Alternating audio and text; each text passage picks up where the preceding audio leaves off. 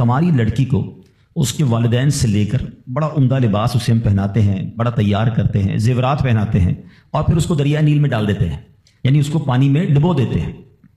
हजरत अमर बिन आस ने कहा कि ये कैसी रस्म है, इस्लाम में तो ऐसा हरगिज़ नहीं हो सकता, क्योंकि अब इस्लाम आ चुका था और मिस्र फतह हो चुका था, मुसलमानों के अब वहाँ अहकामात जारी थे। तो आपने फरमाया कि ये इस्लाम तो पुरानी और वाहियात रस्मों को मिटाता है, जो पुरानी वाहियात रस्में हैं। तो लोगों ने कहा कि अगर आपने ऐसा किया तो दरिया की रवानी कम हो जाएगी। आपने कहा नहीं हो सकता। अब ऐसा ही हुआ कि दरिया की रवानी कम होती गई। अब लोगों ने सोचा कि अब पानी कम हो जाएगा तो जिंदगी मुश्किल हो जाएगी, तो उन लोगों ने वहां से कूच करने का इरादा शुरू किया। हजरत अमर बिन आस ने अब अमीरुल मोमिनीन हजरत उमर फारूक रज़ी अल्लाह तआला अन्हु को खत लिखा और अर्ज की हुजूर ऐसा ऐसा मामला है और लोग ऐसी बुरी रस्म चलाते थे, मैंने वो रस्म का मना कर दिया कि इस्लाम इन रस्मों की इजाजत नहीं देता, मगर हुजूर अब तो पानी भी कम होने लग गया है। अल्लाह अकबर। हजरत उमर बिन खत्ताब रज़ी अल्लाह तआला अन्हु की शान देखें। अमीरुल मोमिनीन ने एक खत लिखा और कहा कि ये रुका जो है दरियाए नील में डाल देना। आपने एक खत लिखकर भेजा कि ये रुका जो है दरियाए नील में डाल देना। हजरत अमर बिन आस को जब वो रुका पहुंचा, वो लेटर पहुंचा, तो आपने उस लेटर में क्या देखा कि लेटर में लिखा था, ए न दरियाए नील, अगर तू खुद जारी होता है तो ना जारी हो और अल्लाह के हुक्म से जारी होता है तो मैं वाहिद कहार अज़्ज़ वजल से अर्ज गुजार हूं कि तुझे जारी फरमा दे। हजरत अमर बिन आस ने वो रुका जो है दरियाए नील में डाला। अल्लाह अकबर। एक रात में दरिया का पानी 16 गज बढ़ गया और वो दिन है, आज का दिन है, दरियाए नील कभी सूखा नहीं है। मिस्र से वो रस्म ही खत्म हो गई और सुभान अल्लाह दरियाए नील जारी और सारी है। अल्लाह अकबर। इस एक वाक़े में बहुत कुछ है सीखने को। पहली बात तो क्या सीखने को मिली कि चाहें तो इशारों से अपने काया ही पलट दें दुनिया की, चाहें तो इशारों से अपने काया ही पलट दें दुनिया की, ये शान है उनके गुलामों की, सरकार का आलम क्या होगा। हजरत उमर की शान देखें। हजरत उमर के वाकयात अगर पढ़े ना, जो लोग करामात के मुनकिर हैं या जो लोग औलिया किराम की जनाब कमालात को नहीं समझ पाते, सिर्फ हजरत उमर की सीरत को पढ़ लें। हदीस की किताबों में मजबूत रिवायतों में ये वाकयात मौजूद है। एक बार हजरत उमर के दौर में जलजला आया, थोड़े अरसे पहले भी कई मुल्कों में जलजला आया, बड़ी तबाही आई। लोग कहते हैं अर्थक्वेक आ जाए तो रुकता नहीं है। एक तो शान मुस्तफ़ा है कि नबी पाक ने ओहद पहाड़ पर ठोकर लगाकर फरमाया था, ए ओहद रुक जा, तुझ पर एक नबी, एक सिद्दीक और 2 शहीद मौजूद हैं। आका ने ठोकर लगाकर जलजला रोका था। एक बार हजरत उमर के दौर में जलजला आया था और हजरत उमर ने कोड़ा निकालकर, दुर्रा निकालकर जमीन पर मारकर फरमाया, ए जमीन रुक जा, क्या उमर तुझ पर अदल नहीं करता, और जमीन साकिन हो गई। अल्लाह अकबर। हजरत उमर रुका लिखते हैं दरियाए नील के नाम और फिर दरियाए नील जारी हो जाता है। तो ऐ मेरे प्यारे इस्लामी भाइयों, एक बात तो ये पता चली कि अल्लाह ताला जिसे चाहे कोई कमाल अता फरमाए, वो रब की अता है। यकीनन अगर किसी अल्लाह के वली के पास, किसी सहाबी के पास, किसी नबी के पास, हाँ ये बात याद रहे कि अंबिया के पास जो कमालात होते हैं, जो हक की दलील के लिए वो पेश करते हैं, वो मौजज़ात होते हैं। और ऐसी बात जो हमारी अकल में ना आए, किसी अल्लाह के वली से हो, सहाबा से हो, तो उसे करामात कहते हैं। तो ये सब अल्लाह की अता से होता है। बहरहाल एक तो ये पता चली। दूसरी बात क्या पता चली कि इस्लाम जो है वो कैसी कैसी वाहियात रस्में थी जिसको खत्म इस्लाम ने किया, और औरतों का कैसा घटिया और कैसा, जिसको आप कहें कि वाहियात इस्तेमाल था, कि जवान लड़की को हर साल तैयार करके दरियाए नील में डाल दिया जाता था, गर्क किया जाता था।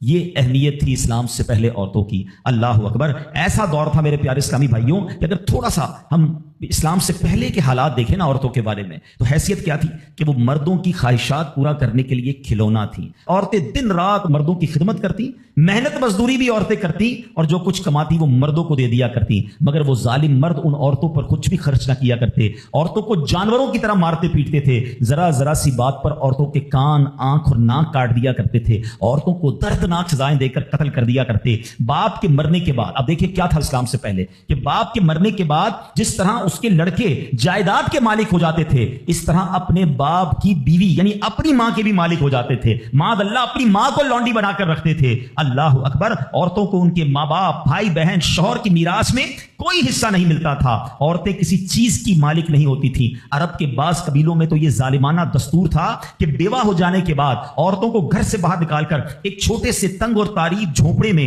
1 साल के लिए कैद रखा जाता। खाने पीने और तमाम जरूरतें उसी झोपड़े में पूरी किया کرتی تھی. بہت سی عورتیں گھٹ گھٹ کر مر جاتی. جو زندہ رہ جاتی تو 1 سال بعد ان کے دامن میں اونٹ کی مینگنیاں ڈالی جاتی اور ان کو فورس کیا جاتا کہ کسی جانور کے بدن سے اپنے بدن کو رگڑیں. پھر اسی گندی حالت میں پورے شہر پر ان کا چکر لگایا جاتا تھا اور گویا یہ اعلان ہوتا تھا کہ اس عورت کی اب عدت ختم ہو گئی ہے. اللہ اکبر. ایسی ایسی رسمیں تھیں, ایسی ایسے رواج تھے. عورتیں بلبلاتی, روتی, تڑپتی, مگر ان عورتوں کے زخموں پر کوئی مرہم رکھنے والا نہیں تھا, کوئی فریاد سننے والا نہیں تھا. اللہ اکبر. 12 ربیع الاول کی صبح صادق کے وقت کائنات میں ایک ایسا نور جلوہ گر ہوا, ایک ایسی شخصیت آئی جہاں جس نے جہالت کے اندھیروں کو ختم کیا, وہاں ساری دنیا کی عورتوں کے لیے ایک ایسے دکھ کا مداوا بن کر آئے. نبی پاک علیہ الصلوۃ والسلام ایسے احکامات لے کر آئے, اتنی پیاری شریعت اور مذہب لے کر آئے جس میں اللہ کے دین نے عورتوں کو ایسا مقام عطا کیا کہ سبحان اللہ, عورتوں کی قسمت کا ستارہ چمک اٹھا. اسلام کی بدولت ظالم مردوں کے ظلم و ستم سے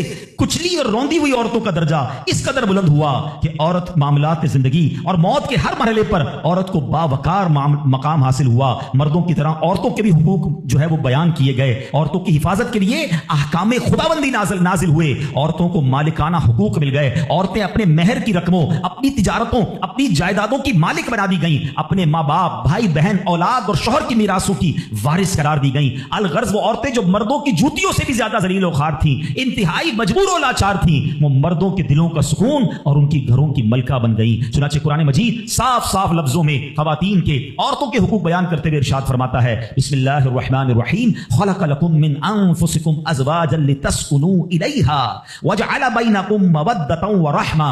قرآن کہتا ہے تمہارے لیے تمہاری جنس سے جوڑے بنائے کہ ان سے آرام پاؤ اور تمہارے آپس میں محبت اور رحمت رکھی. اب کوئی مرد نہ عورتوں کو مار پیٹ سکتا ہے, نہ ان کو گھروں سے نکال سکتا ہے, اور نہ کوئی ان کے مال و اسباب یا جائیدادوں کو چھین سکتا ہے, بلکہ ہر مرد پر مذہبی طور پر عورتوں کے حقوق ادا کرنے لازم ہیں. اللہ اکبر. گویا اسلام نے ظلم کا دروازہ بند کر دیا, کبھی ماں کے روپ میں, کبھی بیٹی کے روپ میں, کبھی بہن کے روپ میں, تو کبھی زوجہ کے روپ میں. اللہ اکبر. عورت کو ایک ایسا مرتبہ عطا فرما دیا کہ عورت کسی بھی روپ میں ہو, جب بھی اس کے جناب حقوق تلف کیے جائیں گے, نا انصافی کی جائے گی, اسلام وہاں پر اپنا کردار ادا کرتا ہے. اسلامی قوانین سامنے آتے ہیں, عورتوں کے حقوق بیان کیے جاتے ہیں. آؤ سب سے پہلے بات کرتے ہیں بیٹی کی. کتنی بڑی نعمت اسلام نے قرار دی, مگر آپ جانتے اسلام سے پہلے بیٹی کا حال کیا ہوتا تھا؟ اللہ اکبر. بیٹی کی پیدائش کو شرمندگی سمجھا جاتا تھا. کسی کے یہاں بیٹی پیدا ہو جائے وہ لوگوں کے سامنے آتا نہیں تھا, کئی مہینے تک چہرہ نہیں دکھاتا تھا. یعنی وہ سمجھتا تھا کہ میری بہت بڑی ذلت ہو گئی ہے کہ میرے یہاں بیٹی ہو گئی. اللہ اکبر. بیٹیوں کو زندہ درگور کیا جاتا تھا, بیٹی کو بھی مار دیا جاتا اور بیٹی کی وجہ سے اس کی ماں کو مار دیا جاتا تھا. اللہ اکبر. قرآن کیا کہتا ہے؟ سبحان اللہ. کیسا پیارا مذہب ہے, کتنا شاندار ہمارا دین ہے. اللہ کا کلام کہتا ہے وَإِذَا بُشِّرَ أَحَدُهُمْ بِالْأُنثَىٰ وَلَّ وَجْهُهُ مُسْوَدًّا وَهُوَ قَدِيمٌ. قرآن کہتا ہے جب ان میں کسی کو بیٹی ہونے کی خوشخبری دی جاتی ہے تو دن بھر اس کا منہ کالا رہتا ہے. يَتَوَارَىٰ مِنَ الْقَوْمِ مِنْ سُوءِ مَا بُشِّرَ بِهِ. اور وہ غصہ کھاتا ہے اور لوگوں سے چھپتا پھرتا ہے اس بشارت کی برائی کے سبب سے. اللہ اکبر. أَيُمْسِكُهُ عَلَىٰ هُونٍ أَمْ يَدُسُّهُ فِي التُّرَابِ. کیا اسے ذلت کے ساتھ رکھے گا یا اسے مٹی میں دبا دے گا؟ أَلَا سَاءَ مَا يَحْكُمُونَ. ارے بہت ہی برا حکم لگاتے ہیں. اللہ اکبر. اب جناب ہوتا کیا تھا کہ بچیوں کو زندہ دفن کیا جاتا, مگر اس معاشرے میں ایسے لوگ بھی تھے جن کو اللہ نے کیسا نرم دل دیا تھا. حضرت صعصعہ, سنیے گا, حضرت صعصعہ بن ناجیہ رضی اللہ تعالیٰ عنہ کا معمول کیا تھا کہ وہ خود کہتے ہیں نبی پاک کی بارگاہ میں آ کر, حضور میں دیکھتا تھا کہ جب کسی کو گھر میں بچی پیدا ہوتی تھی اور اس کو وہ دفنانے کا ارادہ کرتا تھا, میں اس کے گھر جاتا, کہتا کچھ پیسے لے لو, بچی مجھے دے دو, دفنانا نہیں, میں اس کی کفالت کروں گا. کہتے حضور 360 بچیوں کو میں نے دفن ہونے سے بچایا, لیکن ایمان نہیں لایا تھا. 2 اونٹنیاں دی, 10 اونٹنیاں دی, بعض اوقات میں نے حاملہ 10 اونٹنیاں دے کر اور ایک اونٹ فدیہ دے کر بچیوں کو بچایا. حضور کیا میرے اس زمانے کا وہ عمل مجھے کوئی اجر دے گا؟ ایمان تو نہیں لایا تھا مگر یہ نیکی کر کے آیا ہوں. اللہ کے حبیب نے کتنا پیارا جواب دیا, فرمایا اجر تو تمہیں مل گیا نا, تم ایمان لے آئے. دیکھو اس نیکی کے سبب تمہیں اسلام مل گیا. اور سنو, ہم تو یہ کہیں گے صرف اسلام نہیں ملا بلکہ وہ تو صحابی بھی بن گئے. اللہ کے نبی کے طور پہ ایمان لے آئے نا, پیارے آقا کی صحبت اختیار کر لی تو اللہ نے ایمان بھی دیا, صحابی بھی بنا دیا. لیکن میرے پیارے اسلامی بھائیوں, ایسا حال تھا کہ بچیوں کو پھینک دیا جاتا تھا. اب یہاں میں تھوڑی سی بات آج کے دور کی بھی کرنا چاہوں گا. ہم انشاءاللہ قرآنی احکام عورتوں کے بارے میں بھی سنیں گے اور ساتھ ساتھ اپنی تربیت بھی کرتے جائیں گے. ہم میں سے بہت سارے بیٹیوں والے ہوں گے, مگر کیا یہ خبریں نہیں آتی کہ بچی کی پیدائش کی وجہ سے ماں کو برا بھلا کہا جاتا ہے, گھروں میں جھگڑے ہیں, معاذ اللہ اب بھی یہ خبریں آتی ہیں کہ بچی پیدا ہوئی تو کچرا کنڈی پر پھینک دی گئی. یہ تو پھر سے ہم لگتا ہے اسی دور میں جا رہے ہیں. اسلام جو بچیوں کے حقوق لے کر آیا, اسلام جو بچیوں کو برا ماننے کے خلاف عمل کرنے کا ہمیں حکم دیتا ہے, بلکہ سنو حدیثیں کیسی ہیں. اے بچیوں والوں تمہیں مبارک ہو, اے بیٹیوں والوں تمہیں مبارک ہو, اپنی بیٹیوں کو کبھی برا نہ سمجھنا. نبی پاک علیہ الصلوۃ والسلام فرماتے ہیں جس شخص کی بیٹی ہو وہ اسے زندہ دفن نہ کرے, اسے ذلیل نہ سمجھے اور اپنے بیٹے پر اسے ترجیح نہ دے تو اللہ عز و جل اسے جنت میں داخل کر دے گا. ایک اور جگہ نبی پاک فرماتے ہیں اللہ اکبر, یہ حدیث تو میں کہتا ہوں ختم ہے نا, اس کے بعد الفاظ ہی نہیں بچتے. بہت ساری بیٹیوں کی فضیلت کی حدیث ہے, مگر یہ حدیث ادھر جا کے لگتی ہے, دل کو چھو لیتی ہے. سنو تو صحیح اس کے الفاظ کیا ہیں. اللہ کے نبی فرماتے ہیں بیٹیوں کو برا مت کہو, میں بھی بیٹیوں والا ہوں. ہائے ہائے, ختم ہو گئی نا بات ہے. اللہ کے نبی نے صلی اللہ تعالی وسلم نے اپنی نسبت بیٹیوں کی طرف فرمایا میں بھی بیٹیوں والا ہوں. بے شک بیٹیاں تو بہت محبت کرنے والیاں, غم گسار اور بہت زیادہ مہربان ہوتی ہیں. ایک اور حدیث سنو, نبی پاک فرماتے ہیں جو شخص 3 بیٹیوں یا بہنوں کی اس طرح پرورش کرے کہ ان کو ادب سکھائے. اب اسلام یہاں پر نہ صرف بیٹیوں کا درس دے رہا ہے, اے بہنوں والوں تمہیں بھی مبارک ہو, بہنوں کو حقیر نہ سمجھنا. یہ ان لوگوں کے لیے بھی درس ہے. اسلام جب نہیں آیا تھا نا تو بہنوں کے حقوق نہیں تھے, ان کو کوئی ورثے میں حق نہیں دیتا تھا, بہنوں کی شادیاں نہیں کرواتے تھے. مگر آج بھی کچھ قبائل سنا ہے ایسے ہیں, آج بھی بدبخت کچھ لوگ ایسے ہیں جو بہنوں کے حق دبا لیتے ہیں. ارے بہنیں تو غم گسار ہوتی ہیں, بہنیں تو بھائیوں کا مان ہوتی ہیں, ارے بہنیں ہوتی ہیں تو گھر میں رونق ہوتی ہے. ارے بہنوں کو عزت دیا کرو, بہنوں کو پیار دیا کرو. اور آج جو بہنوں کا حق دباتے ہیں, آج جو بہنوں کو ذلیل کرتے ہیں, نہ کرنا. ہمارا اسلام بہنوں سے محبت کا درس دیتا ہے. سنو بیٹیوں والوں اور بہنوں والوں, اللہ کے حبیب کیا فرماتے ہیں صلی اللہ تعالی علیہ وسلم, میرے نبی کا فرمان ہے کہ جس کی 3 بیٹیاں یا بہنوں کی اس طرح پرورش کرے, ان کو ادب سکھائے, ان سے مہربانی کا برتاؤ کرے, یہاں تک کہ اللہ عز و جل اسے بے نیاز کر دے, یعنی ان کا نکاح ہو جائے, تو اللہ تعالیٰ اس کے لیے جنت واجب فرما دیتا ہے. یہ ارشاد سن کر ایک صحابی کھڑے ہو گئے. صحابہ کے سوال بھی بڑے کمال کے ہوتے ہیں. یقین کرو ہمارے بہت سارے کام سیدھے جو ہے نا, ہمارے لیے بہت ساری آسانیاں صحابہ کے سوالات نے کر دی. اب ہو سکتا ہے یہاں میرا کوئی بھائی ایسا بیٹھا ہو جس کی 3 بیٹیاں نہ ہوں, وہ کہتا ہے میری تو 2 ہیں. صحابی نے سوال کیا حضور اگر 2 لڑکیوں کی پرورش کرے تو ارشاد فرمایا اس کے لیے بھی یہی اجر و ثواب ہے. راوی فرماتا ہے یہاں تک کہ اگر ایک بیٹی کا بھی لوگ ذکر کرتے تو نبی پاک اس کے بارے میں یہی فرماتے. مگر ایک روایت اور بھی موجود ہے کہ ایک صحابی نے کھڑے ہو کر کہا حضور اگر کسی کی 1 بیٹی ہو, اللہ کے نبی نے فرمایا 1 بیٹی ہو تو بھی جنت واجب ہو جاتی ہے. بیٹیوں پر شکایت, بیٹیوں پر منہ چڑھاتے ہو, بیٹیوں پر لڑائی کرتے ہو, اللہ اکبر, یہ تو جنت میں جانے کا ٹکٹ ہے. تو اپنی بیٹیوں سے پیار کریں. اور باپ جتنے بیٹھے نا, مجھے پتا ہے وہ میری بات کی تائید کریں گے, شاید پیدائش پہ منہ چڑھایا ہوگا کسی نے, لیکن آج بھی باپ سے زیادہ کلوز بیٹی ہی ہوتی ہے. پیار وہ باپ سے بیٹی ہی کرتی ہے. گھر جاؤ تو بیٹی باپ کا انتظار زیادہ کرتی ہے. مگر نہ جانے کیوں بیٹی کی پیدائش کو اچھا پھر اگر بیٹیاں ہو بھی گئیں, کسی کی 3 ہو گئی, 4 ہو گئی, نہیں ہو رہا بیٹا, تو کس بات کی لڑائی ہے؟ کیا عورت کے ہاتھ میں ہے کہ وہ بیٹا پیدا کرے؟ خامہ خائی گھر میں جھگڑا, تانے دینا اس بیچاری کو. اب تو میڈیکل سائنس بھی کہتی ہے جناب وہ کسی ایک کا قصور ہی نہیں ہے, اللہ کی دین ہے. لیکن خامہ خائی کسی ایک عورت پر جو ہے وہ ہنگامہ کر کے نہ جانے اس کی دل آزاری کا سامان کرتے ہیں. نہ کریں ایسا. میں آپ کو حدیث سنا رہا ہوں, اور اسلام عورتوں کے حقوق کے شاندار انداز سے بیان کرتا ہے. اللہ کے نبی علیہ الصلوۃ والسلام فرماتے ہیں جب کسی کے ہاں لڑکی پیدا ہوتی ہے, سنو گھر پہ مہمان آئے تو اچھا لگتا ہے نا, اور کوئی بڑا اہم مہمان آ جائے, کوئی بڑے بزرگ آ جائیں تو کتنا خوش ہو جاتے ہیں آپ. کئی ایسے بزرگ ہوں گے, کئی ایسے علماء ہوں گے, کوئی ایسی شخصیت ضرور ہوگی جس کو آپ اپنے گھر بلانا چاہتے ہوں گے. مگر آپ سوچتے ہوں گے یار وہ میرے گھر کیسے آئے گا, بہت بڑا آدمی ہے, بڑا مصروف شخص ہے, پسند تو مجھے بہت ہے مگر میں گھر نہیں بلا سکتا. سنو جب تمہارے گھر بیٹی آتی ہے تو پتہ ہے کون مہمان آتا ہے؟ اللہ کے نبی فرماتے ہیں جب کسی کے ہاں لڑکی پیدا ہوتی ہے تو اللہ عز و جل فرشتوں کو گھر بھیجتا ہے. ہاں آپ کے گھر فرشتے آتے ہیں, اور کیا کہتے ہیں فرشتے؟ آ کر کہتے ہیں اے گھر والوں تم پر سلامتی ہو. پھر فرشتے اس بچی کو اپنے پروں کے سائے میں لیتے ہیں, اس کے سر پر ہاتھ پھیرتے ہوئے کہتے ہیں یہ کمزور سی جان ہے جو ایک کمزور جان سے پیدا ہوئی ہے, جو شخص اس کمزور جان کی پرورش کی ذمہ داری لے گا تو قیامت تک مدد خدا اس کے شامل حال رہے گی. تو اب کبھی بھی بیٹیوں پر زیادتی نہیں ہونے دینی. ہاں بیٹیوں کی دعائیں لو, بیٹیوں کی خدمت کرو. اور اے بھائیوں جن کی بہنیں ہیں, ہمارا اسلام بہنوں سے محبت کا درس دیتا ہے. یقین کریں بہنوں کی دعائیں بھائی کو بہت اوپر لے جاتی ہیں. خوش نصیب ہے وہ بھائی. اچھا ہمارے ایک اور نظام پتہ ہے کیا ہے کہ جب تک ماں باپ کے ساتھ رہ رہے ہیں تو چلے بھائی بہنوں میں پیار ہے. اب بھائی بہنوں میں شادی ہو گئی, سب کی شادیاں ہو گئی اور ماں باپ چلے گئے, تو اب نارملی لوگ اپنی بہنوں کو اگنور کرتے ہیں. اب یار میں تو اپنی بیوی کو دیکھوں گا, اپنے بچوں کو دیکھوں گا, اپنی کمائی کو دیکھوں گا. نہیں, اب بھائی کا کام ہے کہ وہ والد کا کردار ادا کرے, بہنوں کو یہ احساس دلائے کہ تمہارے ماں باپ چلے گئے ہیں مگر تمہارے بھائی زندہ ہیں. ہر مشکل میں تمہارے بھائی تمہارے ساتھ کھڑے ہوں گے. کبھی بہنوں کو یہ ریئلائز مت کرانا کہ وہ اکیلی کہیں کسی پرابلم میں ہو تو وہ اکیلے میں سوچے کہ میری ماں ہوتی تو میں کس سے ماں سے بات کر لیتی, باپ ہوتا تو میں باپ سے کہہ دیتی, بھائی کو کیا کہوں وہ تو سنتا ہی نہیں ہے. ایسے بھائی آج بھی کہ بہنیں انہیں اپنا دکھ بھی شیئر نہیں کرتی ہیں, بلکہ بھائیوں کو پڑی نہیں ہے بہن کدھر گئی. یہ مت کرنا. اگر تم اپنے ماں باپ کی روح خوش کرنا چاہتے ہو نا تو بھائی بہن جڑ کے رہو, بھائی بہنوں میں پیار رکھو. یہ پیسہ سب کچھ نہیں ہے. ارے جو کچھ میرے پاس ہے اگر میرے بھائی بہنوں پہ خرچ ہو جائے تو اس سے اچھی کیا چیز ہے؟ یہ یاد رکھیے جو سوشل میڈیا پہ ہزاروں فرینڈ بنائے بیٹھے نا کہ میرے 5000 فرینڈ تو میرے 10,000 فرینڈ، کسی دن بستر پر پڑو گے نا اسپتال میں تو اس بستر کے کنارے تمہیں تمہارے بھائی بہن ہی نظر آئیں گے. اس سوشل میڈیا والا تمہارا جو سارا دن چیٹنگ جس کے ساتھ واٹس ایپ پہ لگے ہوئے ہو نا گروپ میں، کوئی نظر نہیں آئے گا. جب تمہارے گھر میں کوئی بچے کا پرابلم ہوگا آدھی رات کو اگر تمہارے گھر کو آ کے تمہیں دلاسا دے گا تو تمہارے بھائی بہن ہوں گے. میں کئی بار بیان میں ایک مثال دے چکا ہوں، چلو آج پھر دے دیتا ہوں، کاش یہ بات سمجھ آ جائے. یہ جو فیملی ہوتی ہے نا یہ تصویر کی طرح ہوتی ہے، اور ہم نے دیکھا ہے کہ جو یہ جو ہے نا تصویر کے اوپر والا حصہ یہ ماں باپ ہوتے ہیں. یہ ٹوٹ جائے نا، ماں باپ چلے جائیں، پوچھو ان سے جن کی ماں چلی گئی ہے، پوچھو ان سے جن کے والد چلے گئے. جب یہ چلے جاتے ہیں نا تو اپنے بھائی بہنوں کو جس طرح تصویر کے دانے بکھرتے ہیں نا اس طرح بکھرتے دیکھا ہے. جب تک ماں باپ ہیں پہلے تو ان کی برکتیں لینا، اور جب یہ چلے جائیں نا تو یہ دانے بکھرنے مت دینا، جوڑ کے رکھنا اپنی فیملی کو. یہ فیملی یہی تو پیار ہے زندگی میں. تھوڑے سے پیسوں کے لیے بھائی بہن لڑتے ہیں، جائیداد کے لیے بھائی بہن لڑتے ہیں، تھوڑے کاروبار کے لیے لڑتے ہیں. قربان کر دو، کوئی بات نہیں، بھائی کو تھوڑا زیادہ چلا جائے، بہن کے میری بہن کے گھر میں ہی جا رہا ہے نا، یہ تیرا ہے یہ میرا ہے، نہ کیا کرے. یہ گھر کی محبتیں آپ کو بہت ساری بیماریوں سے بچاتی ہیں. حدیث پاک میں آتا ہے جس کا مضمون ہے جو چاہتا ہے کہ اس کی زندگی میں اضافہ ہو جائے، عمر میں اضافہ ہو جائے، بری موت سے بچے، اسے چاہیے کہ وہ صلہ رحمی کرے. صلہ رحمی کیا ہے؟ اپنے رشتہ داروں کے ساتھ اچھا سلوک. اور رشتہ داروں میں کلوزسٹ فیملی ممبر جو ہے وہ بھائی بہن ہیں، وہ ماں باپ ہیں، بیوی بچے ہیں. ارے ان کو چھوڑ کر دنیا سے محبتیں جتا رہے ہو؟ نہیں میرے پیارے اسلامی بھائیوں، تو اپنی بچیوں کے ساتھ اور اپنی بہنوں کے ساتھ بالخصوص اچھا سلوک کرنا. خوش نصیب ہے وہ بھائی جو بہنوں کا مان ہے، خوش نصیب ہے وہ جو والد جو اپنی بچیوں کے ساتھ اچھا برتاؤ کرتا ہے. اور میں نے خود دیکھا ہے، آپ نے بھی دیکھا ہوگا، میں نے دیکھا ہے، بلکہ میں نے ایک طرح سے انٹرویو لیا ہے ایک رشتہ دار کا. یار آپ کی 4 بیٹیاں ہیں، 3 بیٹیاں ہیں. کہتا ہے یار جب سے بیٹیاں آئی ہیں پتہ نہیں رزق کدھر سے آ رہا ہے. بیٹیاں تو کیا آئی ہیں، اللہ نے رحمت کے دروازے کھول دیے ہیں کیونکہ اس نے منہ نہیں چڑھایا.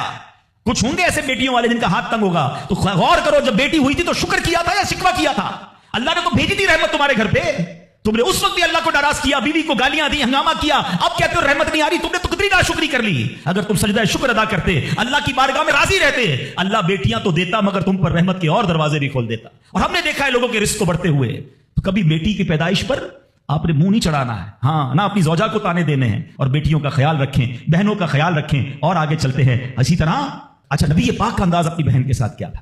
اللہ کے حبیب علیہ الصلوۃ والسلام کی ایک دودھ شریک بہن تھی، حضرت شیما رضائی بہن تھی نبی پاک کی. اب پیارے آقا کس طرح ان کے ساتھ برتاؤ کرتے تھے کہ ایک بار آپ علیہ الصلوۃ والسلام کی بارگاہ میں جب بہن حاضر ہوئی نا تو نبی پاک ان کی تشریف آوری پر کھڑے ہو جایا کرتے، اپنی بہن کی آمد پر ان کی دل جوئی فرماتے، ان پر خوب نوازشیں فرماتے. ایک بار پیارے آقا علیہ الصلوۃ والسلام نے اپنی مبارک چادر بچھائی اور اپنی بہن سے پتہ ہے کیا کہتے ہیں؟ مانگو تمہیں عطا کیا جائے گا، سفارش کرو تمہاری سفارش قبول کی جائے گی. بہن جانے لگی تو نبی پاک نے ایک لونڈی یعنی ایک اس کو خادمہ بھی دے دی اور 2 اونٹ بھی عطا فرما دیے. اچھا اپنی بیٹی کے ساتھ کیا برتاؤ ہے نبی پاک کا؟ ہے بیٹیوں کو جو ڈیگریڈ کرتے ہیں. سنو خاتون جنت بی بی فاطمہ رضی اللہ تعالیٰ عنہا جب نبی پاک کی بارگاہ میں آتی، آقا کھڑے ہو کر استقبال کرتے، اپنی بیٹی کے ہاتھ کو نبی پاک چوما کرتے، کبھی ماتھے پر بوسہ دیتے. پیارے آقا اپنی جگہ اپنی بیٹی کو بٹھایا کرتے. اور یہی انداز خاتون جنت کا بھی تھا. جب نبی پاک خاتون جنت کے پاس جاتے وہ کھڑی ہو جاتی اور نبی پاک کا استقبال کرتی، پیارے آقا کے ہاتھوں کو بوسہ دیتی، اپنی جگہ نبی پاک کو بٹھاتی. یہ پریکٹیکلی نبی پاک نے بتایا کہ بہن کے ساتھ برتاؤ کیا ہے، بیٹی کے ساتھ برتاؤ کیا ہے. اب آؤ ہماری زندگی کا ایک بہت اہم ساتھی ہے جس کو ہم سفر کہا جاتا ہے. اسلام بیوی کے بارے میں کیا درس دیتا ہے؟ یہ بھی بڑا پرابلم ہے. اچھا بعض اوقات لوگ اپنی شاید والدہ سے، میں سے ماں کی بات سب سے آخر میں کروں گا، اور فیملی ممبر سے اب بھی بہت پیار کر رہے ہوتے ہیں، مگر بعض اوقات بیوی کو بڑا ڈیگریڈ کرتے ہیں. ہم شاید بھول گئے ہیں کہ ہماری زندگی کا بہت بڑا حصہ جس کے ساتھ گزرا ہے. میں بیان میں پہلے بھی کہہ چکا ہوں. کبھی سوچا آپ نے ایک تو اللہ نے آپ کا اس کو ساتھی بنایا اور ہم اس کے ساتھ بعض اوقات زیادتی کرتے ہیں. ہم کاروبار میں تکلیف میں ہوں، ہم باہر کسی ٹینشن میں ہوں، کسی بندے سے کسی بات کوئی بری لگ گئی، سارا غصہ آ کر بندے نے اپنی زوجہ پہ نکالنا ہے کیونکہ وہ بیچاری تو کچھ نہیں کہہ سکے گی. پہلے کے زمانے جاہلیت میں بھی یہی تھا کہ عورتوں کو پیر کی جوتی سے زیادہ ذلیل سمجھا جاتا تھا. مگر کیا آج بھی کچھ گھرانوں میں ایسا نہیں ہے؟ آج تک میں ویسے سوال کرتا ہوں، شاید غالب گمان ہے کہ جو یہاں ازواج والے زوجہ والے بیٹھے، شادی شدہ بیٹھے، ہماری زوجہ کی شاید ہر دعا میں ہم ہوتے ہیں. ہم اپنی بیوی کے لیے کتنی دعا کرتے ہیں؟ غور کیجیے. حالانکہ میں نے دیکھا ہے کہ جن کی شریک حیات دنیا سے جاتی ہے نا، وہ لوگوں کو میں نے ٹوٹتے بھی دیکھا ہے. تو ایسا نہ کریں. جس طرح وہ آپ کے لیے محبت کا اظہار، دعاؤں کی آپ کی خدمت گار ہے، آپ بھی اس کے لیے اچھا برتاؤ کریں. اور نبی پاک کا کیا انداز تھا؟ میں تو آج اسلام کی شریعت کی، اللہ کے نبی کی بات کرنے آپ کے سامنے آیا ہوں. اللہ کے حبیب علیہ الصلوۃ والسلام سے سوال کیا گیا کہ حضور آپ کو دنیا میں سب سے زیادہ پسند کون ہے؟ پوری کائنات میں آپ کو سب سے زیادہ پسند کون ہے؟ اللہ کے حبیب نے فرمایا عائشہ. نبی پاک نے اپنی زوجہ کا نام لیا. ہاں پھر فرمایا ان کے والد حضرت ابوبکر صدیق رضی اللہ تعالیٰ عنہ. پھر نبی پاک گھر اپنی ازواج کے ساتھ کیا انداز ہوتا تھا؟ گھر کا سودا سلف لے کے جاتے, کھانے پینے میں ہاتھ بٹاتے, محبت اور پیار کا اظہار فرماتے. سافٹ ماحول تھا گھر کے اندر. ہمارے گھر میں ایسا ماحول ہے نہیں میرے پیارے اسلامی بھائیوں. ہمیں یہ سوچنا ہے کہ ہمیں اپنے گھر والوں کے ساتھ کیا انداز اختیار کرنا ہے. نبی پاک علیہ الصلوۃ والسلام فرماتے ہیں کہ اسلام سے پہلے, بلکہ بخاری شریف کی حدیث بتاتا ہوں, اسلام سے پہلے مال کے لیے جانوروں اور دوسرے ساز و سامان کے ساتھ ساتھ بیوی کو بھی رہن رکھوا دیا جاتا تھا. جیسے پیسے کوئی رہن رکھواتا تھا نا, بیوی بھی ایک مال کی طرح تھی, لوگ گروی رکھوا دیتے تھے اپنی بیوی کو. یہ اسلام سے پہلے بیویوں کا حال تھا. اللہ اکبر. اسلام نے نکاح کے ذریعے عورت کو مرد کے آدھے ایمان کا محافظ قرار دے دیا. قرآن کہتا ہے وعاشروہن بالمعروف, ان سے اچھا برتاؤ کرو. اسلام نے بیویوں کے ساتھ اچھا برتاؤ کرنے والے کو سب سے بہترین قرار دیا. اللہ اکبر. خواتین تو میں کہتا ہوں میں یہاں انشاءاللہ اس بات کو بھی اگر واقعی عقل مند خواتین اس بیان کو سنیں گی تو وہ جو مسکنسپشن پیدا کیا جاتا ہے کہ جناب اسلام میں عورتوں کو آزادی نہیں ہے, جناب اسلام میں عورتوں کے لیے گھٹن ہے, اللہ اکبر. ذرا پہلے اسلام سے پہلے کے حالات پڑھو اور اس کے بعد اسلام کے آنے کے بعد عورتوں کو کیا شاندار مقام میرا دین دیتا ہے. اللہ کے نبی نے دی بیسٹ لوگوں کی جب مثال بیان کی, بہترین لوگوں کی مثال بیان کی, تو نبی پاک فرماتے ہیں, ترمذی کی حدیث ہے, سب سے بہتر وہ ہے جو اپنے اہل کے لیے بہتر ہو, یعنی اپنی فیملی کے لیے بہتر ہو. اور آقا فرماتے سنو میں تم سب سے زیادہ اپنے اہل کے لیے بہتر ہوں. نبی پاک سب سے زیادہ اپنی فیملی کے لیے بہتر. نبی پاک علیہ السلام سے ایک شخص سے پوچھا حضور شوہر پر بیوی کا کیا حق ہے؟ تو آپ نے فرمایا جب وہ کھائے یعنی شوہر کھائے تو بیوی کو کھلائے, جب لباس پہنے اسے بھی پہنائے, اس کے چہرے پر نہ مارے, اسے بدصورت نہ کہے, اور اگر سمجھانے کے لیے اس سے علیحدگی کرنی پڑے تو گھر میں ہی علیحدگی کرے. اللہ اکبر. ایک بار حضرت عمر فاروق رضی اللہ عنہ کی بارگاہ میں, یہ بڑا دلچسپ واقعہ. سیدنا عمر فاروق کا کتنا بڑا نام ہے, آپ کے جلال کی, آپ کی عدالت کی مثالیں دی جاتی ہیں. بڑے بڑے لوگ آپ کے سامنے تھر تھر کانپتے تھے. حضرت عمر کا حال یہ تھا, آپ کا گھر میں انداز کیا تھا. ایک شخص آیا کہ میں حضرت عمر کے پاس جاؤں اور بتاؤں میری بیوی جو ہے مجھ سے اس طرح بات کرتی ہے, اور میرا وہ انداز نہیں ہوتا جو شوہر کے سامنے ہونا چاہیے, ہوتا ہے گھروں میں ہو جاتا ہے. تو حضرت عمر کے دروازے پر پہنچا نا, تو اندر سے اسے سیدنا عمر فاروق رضی اللہ تعالیٰ عنہ کی زوجہ ام کلثوم رضی اللہ تعالیٰ عنہ کی ناراضگی کی عالم میں گفتگو کرتے ہوئے سنا. وہ حضرت عمر سے بات کر رہی تھی. تو وہ شوہر سوچنے لگا کہ میں تو اپنی بیوی کی شکایت لے کر آیا تھا, حضرت کے تو گھر کا بھی معاملہ ہی ایسا ہی ہے. تو وہ کہتے میں واپس ہونے لگا. حضرت عمر نے بلا لیا, کیوں آئے تھے؟ تو کہا کہ میں تو حضرت اپنی بیوی کی شکایت کرنے آیا تھا, مگر میں آپ کے دروازے پر آیا, آپ کے گھر کا ماحول دیکھا تو میں سمجھ گیا ہم دونوں ایک ہی معاملے میں ہی ہیں, آپ کا بھی ویسا ہی حال ہے. اب حضرت عمر نے جو ان کی تربیت فرمائی نا, آپ نے فرمایا میری بیوی کے مجھ پر چند رائٹس ہیں, چند حقوق ہیں, مجھے اس سے چند فائدے حاصل ہوتے ہیں جس کی بنا پر میں اس سے درگزر کرتا ہوں. پہلا یہ کہ یہ میرے لیے جہنم کی آڑ ہے, میرا دل اس کی وجہ سے حرام کاموں سے بچا رہتا ہے. نمبر دو, جب میں گھر سے نکل جاتا ہوں یہ میری خزانچی بن جاتی ہے, یعنی میرے مال کی نگہبان بن جاتی ہے, میری دھوبن بن جاتی ہے, میرے کپڑے دھوتی ہے, میرے بچے کی پرورش کرتی ہے, میرے لیے روٹیاں اور کھانے پکاتی ہے. تو وہ شخص کہتا ہے یہ سارے فائدے تو مجھے بھی اپنی بیوی سے حاصل ہیں, تو میں تو کبھی درگزر سے کام نہیں لیتا. وہ مجھے کہتی میں اس سے لڑنا شروع کر دیتا ہوں. کہتا آج آپ کی بات سے نصیحت مل گئی, اب میں اپنی بیوی کی چھوٹی ماٹی باتوں کو میں بھی درگزر کر دوں گا. کتنی پیاری بات بتائی. ہم وہ ساری باتیں بھول جاتے ہیں, ایک غلطی پر پکڑ لیتے ہیں, ایک غلطی پر ڈانٹتے ہیں. ہر غلطی پر جناب ایسا نہیں ہوتا, ہر غلطی کی سزا سزائے موت بھی ہوتی ہے. ہم غلطیاں نہیں کرتے. اگر جس طرح ہم اپنی بیوی کو اور غلطی پر ڈانٹتے وہ ڈانٹنا شروع کر دے پھر کیا حال ہوگا؟ تو ایسا نہ کرے. وہ بھی دل رکھتی ہے, ہم نے کسی انسان سے شادی کی ہے, کمپیوٹر سے نہیں کی, ٹھیک ہے نا. تو کمپیوٹر بھی آج کل وائرس آ جاتا ہے, تو وہ تو انسان ہے, غلطی ہو گئی, کوئی بات نہیں. تو سبحان اللہ, اتنا پیارا مذہب ہے. اور اب آؤ, اسلام نے عورت کو جو ایک اور روپ دیا ہے, ایک اور مقام دیا ہے, وہ مقام ماں کا مقام دیا ہے, اور ماں کے قدموں تلے جنت فرمایا. ماں کا کیا مقام دیا کہ ماں کو محبت کی نگاہ سے دیکھ لو تو حج مقبول کا ثواب ہے. اچھا, اسلام کی تعلیمات کی جو بنیاد ہے, جو ماخذ ہے, جو مرجع ہے, جس کے ذریعے سمجھے علم و فضل کی نہریں جاری ہوتی ہے, وہ کون سی کتاب ہے؟ وہ قرآن مجید ہے. قرآن مجید کی سب سے بڑی سورت کون سی ہے؟ سورہ بقرہ. اب ذرا سمجھیے گا ماں کا مقام کیسا. قرآن پاک کی سب سے بڑی سورت سورہ بقرہ. اور سورہ بقرہ, بقرہ کس کو کہتے ہیں؟ گائے کو. یہ کون سی گائے تھی؟ یہ دنیا کی سب سے قیمتی گائے تھی. اگر اس تفسیر کو پڑھے نا تو اللہ اکبر, پتہ یہ چلے گا کہ قرآن پاک کی سب سے بڑی سورت, اس کا جو سینٹرل آئیڈیا ہے, جو مین ٹاپک ہے, وہ بھی ماں کا ادب ہی ہے. وہ ایک نوجوان ہی تو تھا نا جس نے ماں کی خدمت کی, اور اللہ نے اس خدمت کا صلہ یہ دیا کہ ایک ایسی گائے ان کو مل گئی کہ جو سونے کے وزن کے مطابق بیچی گئی. تفصیلی واقعہ ہے, میں واقعہ پورا بیان نہیں کرتا, اشارہ دے رہا ہوں کہ سورہ بقرہ کا بھی اگر پیغام پڑھے, مفسرین نے لکھا کہ سورہ بقرہ کا پیغام یہ ہے کہ اپنی ماں کا ادب کرے, اپنے والدین کا ادب کرے. اور جب والدین کا ادب کرتا ہے اللہ ایسے نوازتا ہے, غیب کے خزانوں سے نوازتا ہے. اور ماں کی دعائیں, اللہ اکبر. حضرت بایزید بستامی کتنے بڑے اللہ کے ولی ہیں, آپ کے بارے میں آتا ہے. ایک بار سردی کی راتیں تھی, ماں کے لیے ماں نے پانی مانگا. آج کی ماں پانی مانگے تو بیٹا کہتا ہے خود پی لو ماں, بلکہ بچے ماں سے پانی مانگ رہے ہوتے ہیں. بستر پر بیٹھ کر ماں کو آرڈر چلا رہے ہوتے, امی پانی لے آؤ, اچھا چائے بنا دو, امی یہ کر دو. یار ماں ہے یا ہوٹل والی ہے؟ اب تو बूढ़ी हो गई ना माँ, अब तो तुम्हारी बारी है कुछ माँ की खिदमत करो, कभी खुद खड़े होकर पानी पिलाओ, कभी खुद खड़े होकर माँ को कोई चीज पेश करो, अब भी माँ को ऑर्डर देना है। मगर कमाल है माँ कि बेटा जवान हो गया, माँ बूढ़ी हो गई खिदमत से, फिर भी उसका जी नहीं चुराती, फिर भी उसकी खिदमत करती है। नाश्ते में ये खाना है बेटा, दोपहर को क्या खाओगे, अल्लाह अकबर। बायज़ीद बिस्तामी से माँ ने पानी मांगा। आप कहते हैं ठंडी रात थी, पानी लेकर माँ के पास गए, माँ की आंख लग गई। हम जैसा कोई होता तो बिस्तर के किनारे गिलास रखता, खुद भी सो जाता। सर्द रात थी, सारी रात पानी का गिलास लेके खड़े रहे।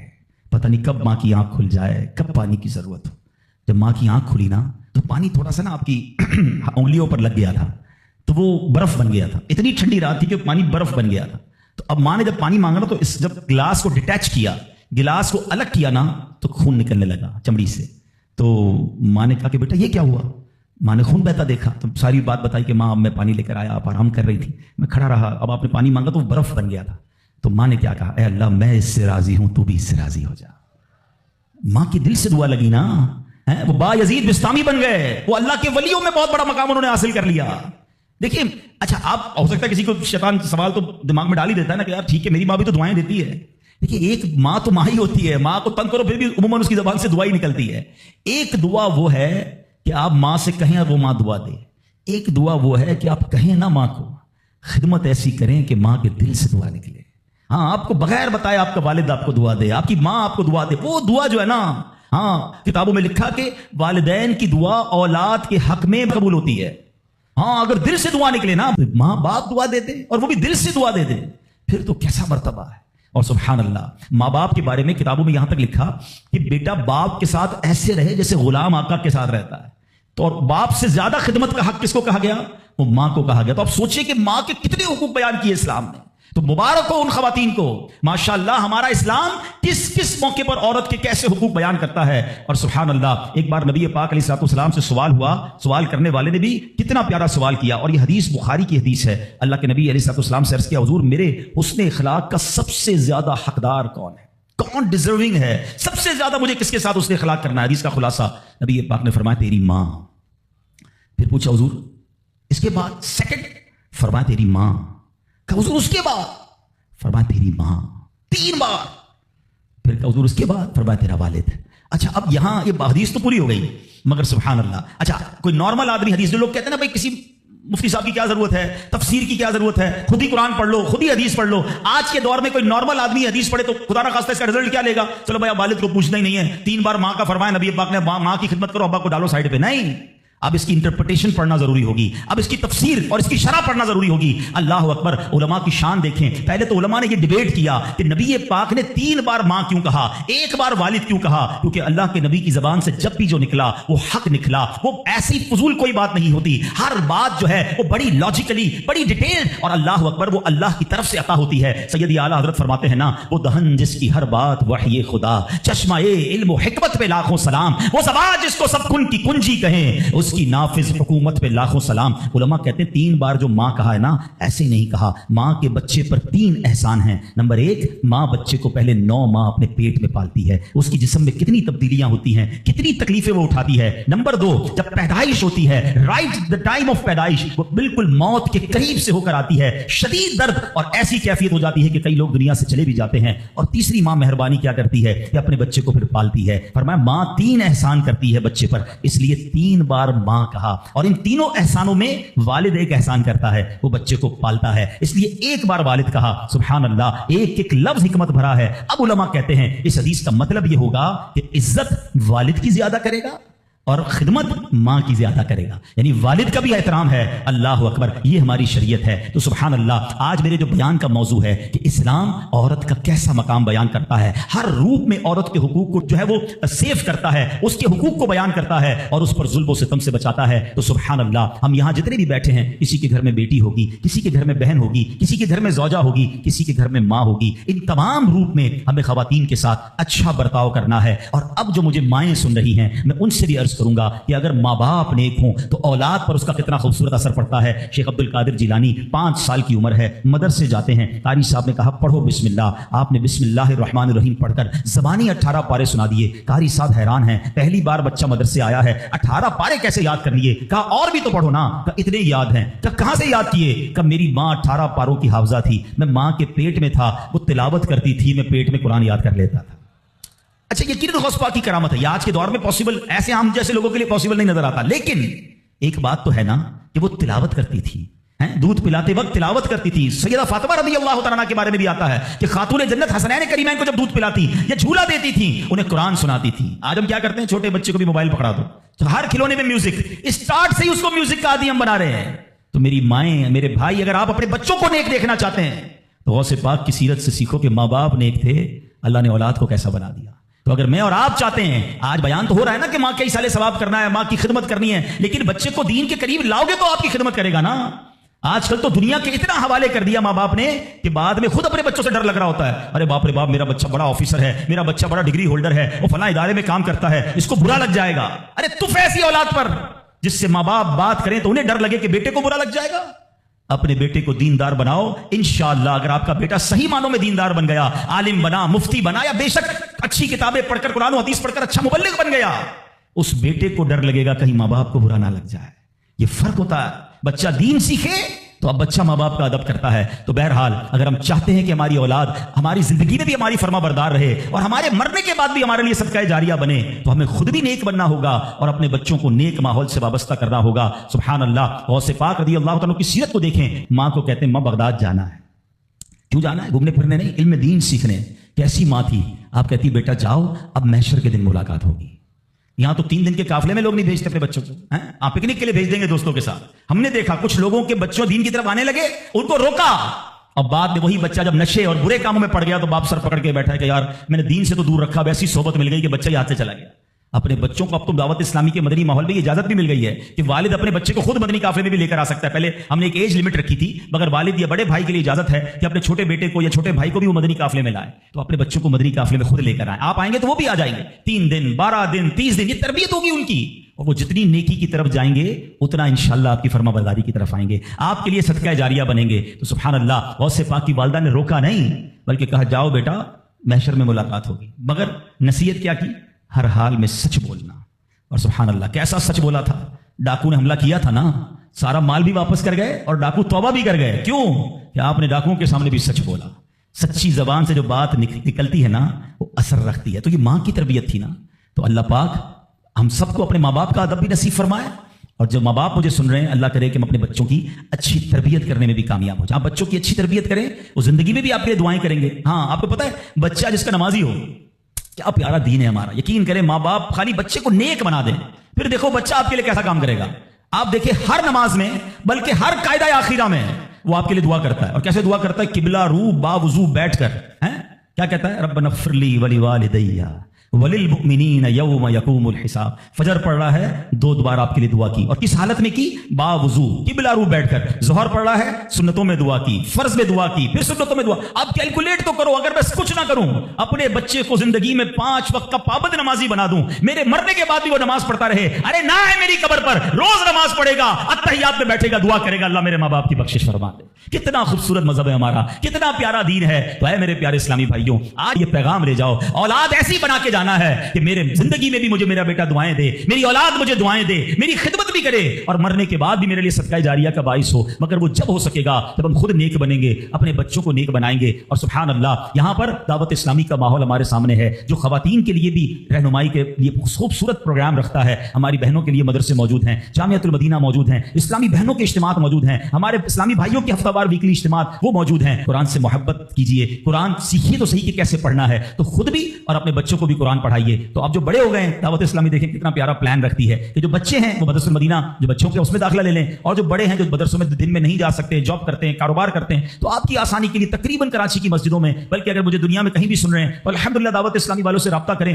ہزاروں ہزار مدرسۃ المدینہ بالغان پوری دنیا میں موجود ہیں. کاروبار سے آ کر مغرب کے بعد, عشاء کے بعد اپنے علاقے کی مسجد میں جائیں, انشاءاللہ آپ کو دعوت اسلامی والے مل جائیں گے. 15 منٹ 20 منٹ اپنے مخارج ٹھیک کر لیں, کچھ نہ کچھ تلاوت کر لیں, تاکہ روزانہ میری زبان سے کچھ قرآن پاک کے الفاظ ادا ہو جائیں. جائیں تو الحمدللہ میں امید کرتا ہوں انشاءاللہ اب آپ نے نیت یہ کرنی ہے کہ ہر جمعرات اجتماع میں شرکت کریں گے انشاءاللہ، ٹھیک ہے نا؟ ہر ہفتے مدنی مذاکرے میں بھی کرم فرمائیں اور اس کے ساتھ ساتھ مدرسۃ المدینہ بالغان اس کو تھام لیں۔ انشاءاللہ آپ دیکھیں گے کہ جب میں روز قرآن پاک پڑھوں گا، روز سیکھوں گا، میری زبان پر قرآن جاری ہوگا تو میرے دل میں بھی قرآن کا نور آ جائے گا۔ اللہ کریم سے دعا کرتا ہوں اللہ کریم جن کے والدین حیات ہیں ان کو درازی عمر بالخیر عطا فرمائے، جن کے ماں باپ چلے گئے ان کی بے حساب مغفرت فرمائے۔ میں ان بچوں سے گزارش کروں گا جن کے ماں باپ ان کے پاس ہیں، ان کے پاس وقت بتایا کرو، ان کی خدمت کیا کرو، ان کی پسند کی چیزیں کبھی کبھی ان کے لیے لے جایا کرو۔ ماں باپ بولتے نہیں ہیں، ہاں ماں باپ نہیں بتاتے کہ ہمیں کیا کھانے میں پسند ہے یا کون سی چیز پسند ہے، ان سے پوچھا کرو۔ آج تک تو ہم نے ہی اپنی پسند بتائی ہے نا، امی مجھے یہ پسند ہے کھانا بنا دو تو یہ والا شربت بنا دو۔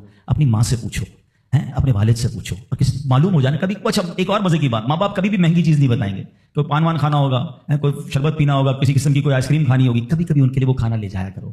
یقین کریں جن کے چلے گئے نا اب ان کو اپنے ماں باپ کی وہ ساری باتیں یاد آتی ہیں، اور اب بات بھی کرنی ہوتی ہے تو قبرستان جانا ہوتا ہے۔ تو اگر تمہارے پاس تمہارے ماں باپ ہیں نا تو ان کے ساتھ بیٹھو، ان کی دعائیں لو۔ یہ وہ ہستیاں ہیں جن کو محبت سے دیکھو گے تو مقبول حج کا ثواب ہے۔ بعض اوقات کچھ لوگ اس سے وہ ہوتے ہیں نا کہ یار مجھے ویل چیئر چلانی پڑتی ہے تو مجھے دوائی کے لیے لے جانا پڑتا ہے، یا بعض اوقات کپڑے وپڑے دھلانے پڑتے ہیں یا واش روم لے جانا پڑتا ہے۔ تم لکی ہو، ہاں بھاگ جاگ گئے ہیں، ورنہ کئیوں کے ماں باپ نے تو موقع ہی نہیں دیا خدمت کا، وہ ہماری خدمت کرتے کرتے چلے گئے۔ اگر آج کسی بچے کو ماں باپ کی خدمت کا موقع ملا ہے نا، اور کبھی ایسا موقع ملے نا کہ آپ کے پیسے ماں باپ پر خرچ ہوں، تو سمجھ لو تمہارے بھاگ جاگ گئے۔ ارے انہوں نے ساری زندگی مجھ پر خرچ کیا اور اب میرے پیسوں کے نصیب جاگے کہ کچھ ماں باپ پر خرچ ہو جائیں، لیکن جب ماں باپ پہ خرچ کرنے کی باری ہوتی ہے تو ایسے بھی بدبخت ہیں جو کہتے ہیں یہ میرے ہیں تمہارے تھوڑی ہیں، میں نے کمائے ہیں۔ اللہ اکبر! سوچو جب میں پیدا ہوا تھا، آپ پیدا ہوئے تھے، ہم بے لباس تھے، میرا باپ کہتا تیرے پیسے کہاں ہیں، تو جان تیرا کام جانے دے، میں تو ننگا ہی رہ جاتا نا۔ اگر مجھے کھانا نہ کھلاتے، میری انگلی پکڑ کر نہ چلاتے، مجھے پڑھاتے نہ، لکھاتے نہ، مجھے سمجھاتے نہ، مجھے کھلاتے نہ، ایک ایک چیز والد اور والدہ نے ہم پر خرچ کی ہے۔ والدہ خدمت کرتے رہی، باپ پیسے خرچ کرتا رہا، اور جب ہماری باری آئی خدمت اور پیسے خرچ کرنے کی تو اب